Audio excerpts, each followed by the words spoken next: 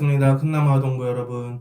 오늘은 하나님은 사람을 왜 만드셨나요? 라는 제목으로 말씀을 나누고자 합니다. 하나님께서는 말씀으로 온 세상 만물을 만드셨어요. 푸른 하늘과 바다, 산과 나무, 꽃과 동물들까지 하나님은 말씀으로 모두 아름답게 만들어 주셨습니다. 그리고 하나님께서는 가장 특별한 존재, 바로 사람을 만드셨어요. 하나님의 모양을 따라 남자와 여자를 만드시고 그들에게 복을 주셨죠.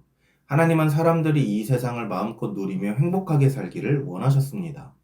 하나님께서는 이렇게 사람들에게 복을 주신 후 두 가지 명령을 주셨어요. 오늘 말씀입니다. 하나님이 그들에게 복을 주시며 하나님이 그들에게 이르시되 생육하고 번성하여 땅에 충만하라. 땅을 정복하라. 바다의 물고기와 하늘의 새와 땅에 움직이는 모든 생물을 다스리라 하시니라.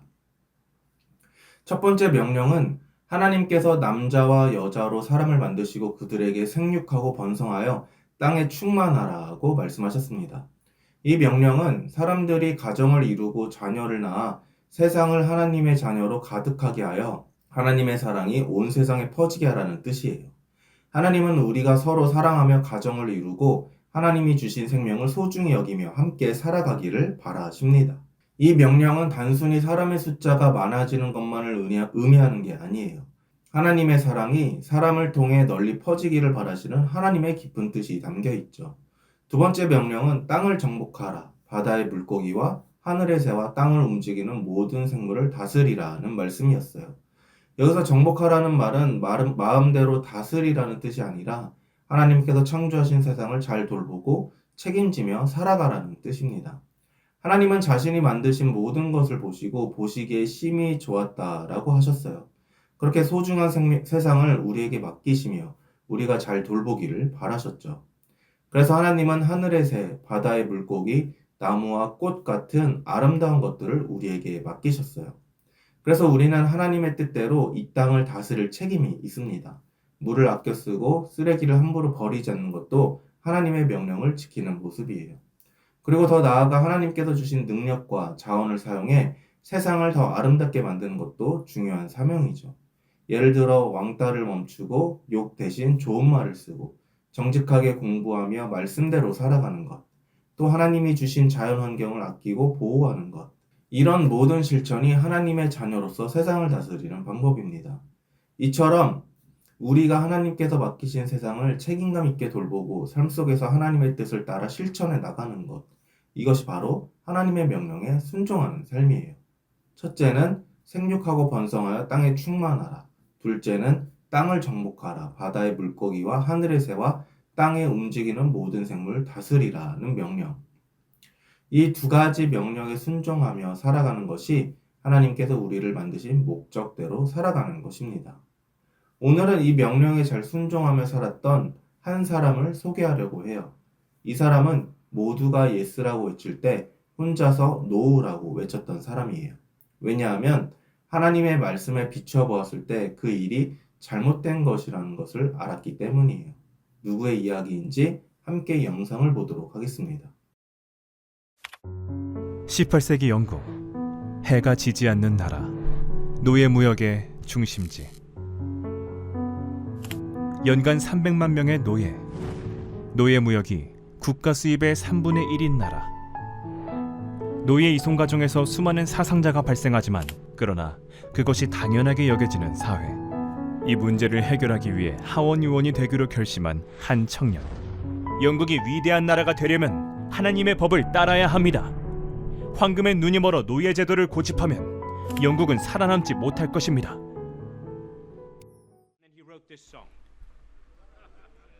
당시 기득권층인 상인조합, 재벌, 귀족들을 적으로 돌린 그의 노예 해방 운동은 무려 56년 동안 계속되었습니다. 그리고 세계 최초 노예제도 전면 폐지. 그가 시대와의 외로운 싸움을 계속할 수 있었던 이유는 하나님이 주신 확고한 비전이 있었기 때문입니다. 노예제도 폐지는 전능하신 하나님이 내 앞에 두신 커다란 목표이다. 그리고 그 길을 함께 걸어준 사람들, 베빙턴, 기즈버, 해나모어, 맥콜리, 각 분야 종사자들이 모인 클래펑 공동체. 법조인들은 노예제도 폐지를 위한 법안을 작성하고 예술가들은 그림을 통해 국민들을 계몽했습니다. 어떤 이들은 그것을 위해 밤새도록 함께 기도했습니다. 확고한 비전을 품은 한 사람이 믿음의 공동체를 만났을 때 그는 세상을 변화시키는 위대한 그리스도인이 되었습니다. 내 앞에 있는 빛나는 정치적 지위보다 내 마음속에 빛나는 하나님을 더 원하고 있다.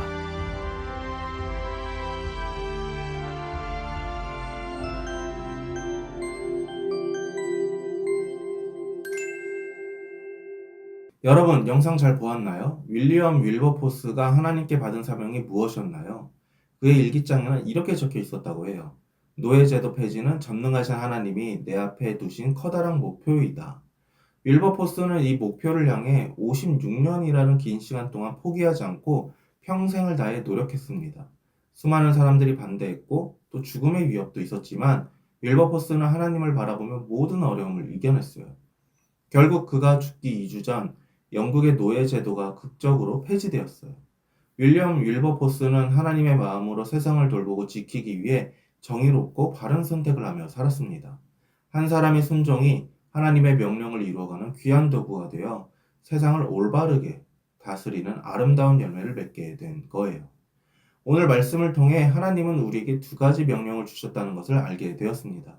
첫째, 생육하고 번성하여 땅에 충만하라. 즉 하나님의 마음을 닮은 사람들이 이 세상을 아름답게 만들어가는 것. 둘째, 정복하고 다스리라. 즉 하나님의 뜻대로 세상을 잘 돌보고 멋지게 만들어가는 것. 이 두 가지 명령을 잘 기억하고 실천하기를 바랍니다. 그런데 여기서 꼭 기억해야 할 중요한 사실이 하나 있어요. 윌리엄 윌버포스는 이 하나님의 명령을 혼자서 해낸 게 아니라는 점이에요. 그 곁에는 클래펌 공동체라는 믿음의 친구들이 함께 있었습니다. 서로 기도해주고 응원해주고 힘들 때마다 격려해주었기 때문에 윌버포스는 그렇게 오랫동안 포기하지 않고 사명을 끝까지 이룰 수 있었던 거예요. 우리도 마찬가지입니다. 하나님의 뜻대로 살아가기 위해서는 믿음의 공동체 함께하는 교회 가족이 꼭 필요해요. 슬플 때 위로해주고 실수했을 때 붙잡아주고 용기 내야 할 때 함께 도와줄 친구들이 있는 곳. 그게 바로 우리 교회입니다. 우리 교회가 서로를 도와주고 하나님의 뜻을 함께 이루어가는 멋진 공동체가 되면 좋겠어요. 나도 하나님의 뜻대로 살아가고 내 친구들도 그렇게 살아갈 수 있도록 응원해주면 좋겠습니다. 우리 모두가 서로를 격려하며 하나님의 명령에 순종해 나갈 때 세상은 점점 더 아름다워질 거예요. 기도하며 서로를 응원하며 하나님의 꿈을 함께 이루어가는 우리 모두가 되기를 축복합니다. 기도하겠습니다. 하나님 감사합니다. 오늘 하나님께서 왜 사람을 만드셨는지 함께 나누었습니다. 모든 피조물보다 사람을 더욱 사랑하신 하나님, 그 사랑과 은혜로 하루하루를 살아가게 하심에 감사합니다. 하나님의 마음을 닮아 세상을 아름답게 만들어가는 것, 또 하나님의 뜻대로 세상을 잘 돌보는 것, 무엇보다도 하나님을 높여드리고 기쁘게 해드리는 것, 이 사실을 기억하여 이 세상에서 하나님의 마음을 시원케 해드리고 기쁘게 해드리는 신앙인이 되게 해주세요. 함께 하심에 감사드리며 예수님의 이름으로 기도합니다. 아멘.